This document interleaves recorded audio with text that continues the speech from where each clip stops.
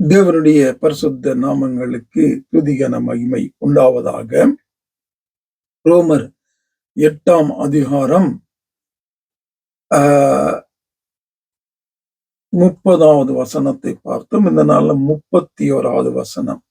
இவைகளை குறித்து நாம் என்ன சொல்லுவோம்? இவைகளை குறித்து என்று பார்த்தா மேலே 29 30வது வசனம்.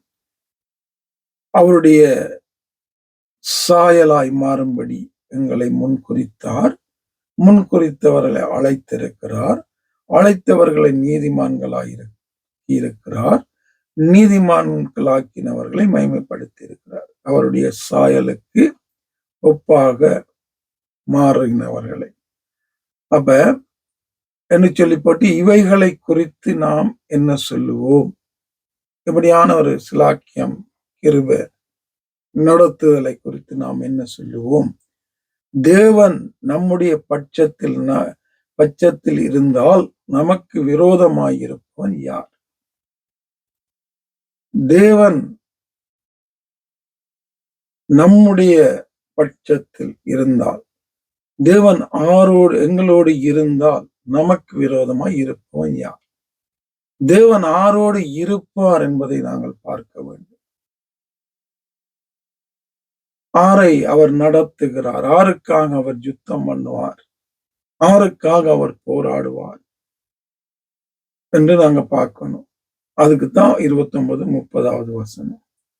அவருடைய குமாரனுடைய சாயலாய் மாறுகிறவர்களோடு தேவன் இருப்பார். எந்த நேரமும் இருப்பார், எப்போதும் இருப்பார். நீங்க தான் அவருடைய சித்தத்தை செய்யறீங்கல்ல, வசனத்தின்படி வாழுகிறீங்கல்ல, கிரியை செய்கிறீங்க. அப்படிப்பட்டவங்களுக்கு என் ஆண்டவர் எப்போதும் இருப்பார், கண்டிப்பா இருப்பார்.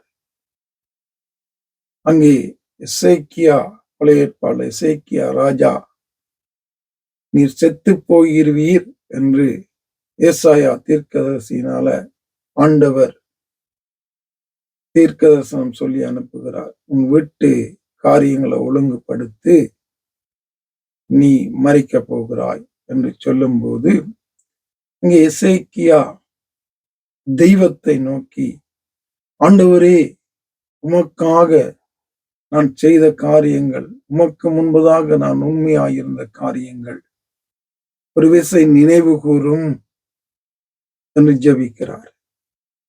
அப்படி ஜெபிக்கும் போது என் ஆண்டவர் அந்த ஜெபத்தை கேட்டு அவருக்கு 15 வருடம் கூட்டி கொடுக்கிறார்.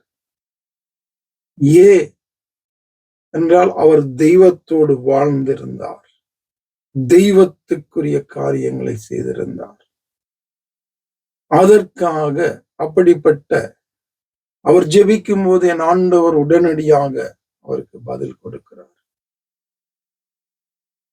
அதேதான் இங்கே அவருடைய குமாரனுடைய சாயலாக மாறும் போது, அவருக்கு ஏற்ற விதமாய் மாறும்போது, வாழும்போது, அவருடைய காரியங்களாய் செய்யும் போது, யாரும் அப்படிப்பட்டவர்களை விரோதமாய் வராதபடி என் ஆண்டவர் அவர்களோடு கூட இருந்து, விரோதிகள் வந்தாலும், சத்துருக்கள் வந்தாலும், பிரச்சனைகள் வந்தாலும், பாடுகள் வந்தாலும் அவர்களோடு கூட இருந்து அதில் தப்பித்துக் கொள்ளுகிற ஒரு வழியை உண்டு பண்ணி, அதற்கு ஒரு பலனை தந்து, கிருபையை தந்து என் ஆண்டவர் எங்களை நடத்துவார். 29வது வசனத்துல நல்லா ஞாபகம் வச்சிருக்கணும். ரோமர் 8ஆம் அதிகாரம் 29வது வசனம். தமது குமாரனுடைய சாயலுக்கு ஒப்பாயிருப்பதற்கு முன்குறித்தார். குமாரனை போல மாறுகிற ஒரு வாழ்க்கைக்கு தான் எங்களை அழைத்திருக்கிறார். அப்ப நாங்க அப்படி வாழும்போது, அப்படி வாழுகிற அந்த மனிதனோடு கூட, மனுஷியோடு கூட ஆண்டவர் எப்போதும் இருந்து அவனுடைய ஜெபத்தை கேட்டு அவனுக்காக அநேக காரியங்களை செய்கிறவராக அவர் இருக்கிறார். பவுலுக்கு சொல்றாரு, உனக்காக இங்க இருக்கிறவங்களுக்கு நான் கிருபை பாராட்டினான், உனக்காக இங்க இருக்கிறவங்க நான் காப்பாற்றுவேன் என்று பவுலுடைய கப்பல் பயணத்தில் அவர் சொல்லுகிறார்.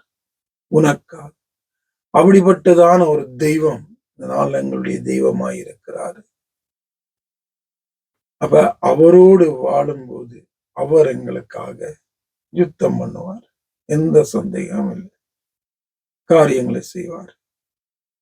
கேள்விகள், சந்தேகங்கள், ஜெபங்கள் அல்லது இன்னும் இதை குறித்து ஏதாவது அறிய வேண்டுமானால் 0044786791 என்ற இலக்கத்துக்கு தொடர்பு கொள்ளுங்கள். ஆவியானவர் தாமே தொடர்ந்து உங்களை வழி நடத்துவாராக. ஆமென்.